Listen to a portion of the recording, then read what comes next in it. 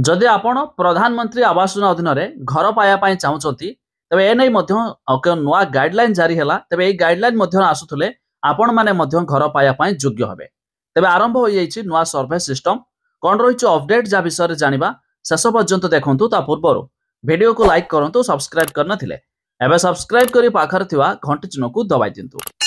आज ठारू आरंभ होइछि आवास सर्वे आवास पोर्टाल रो विधिवत लॉन्च करिवे राज्य सरकार।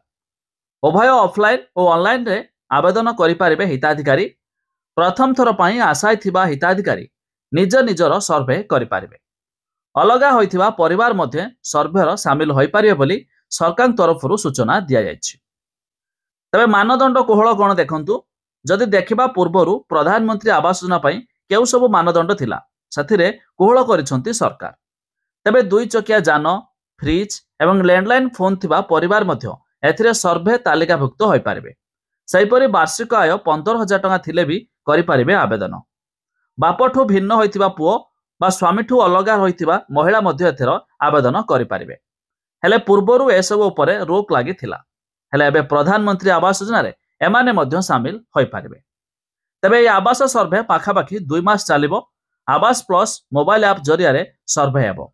उभय ऑफलाइन और ऑनलाइन रे आवेदन करि पारिबे हिताधिकारी। प्रथम थर पई आशायी परिवार निजे निजर सर्वे करबा सो पृथक भाबे बास करुथिबा परिवार मध्ये सर्वे रे शामिल होई पारिबे।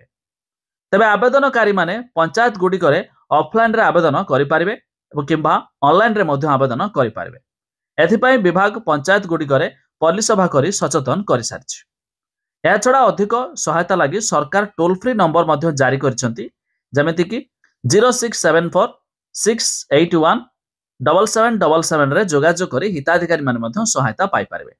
तबे जानि रखंतु आरंभ हो जाइछि प्रधानमंत्री आवास रो सर्वे जाहाकु मध्ये आपण एथिरे पंजीकरण करि पारिबे।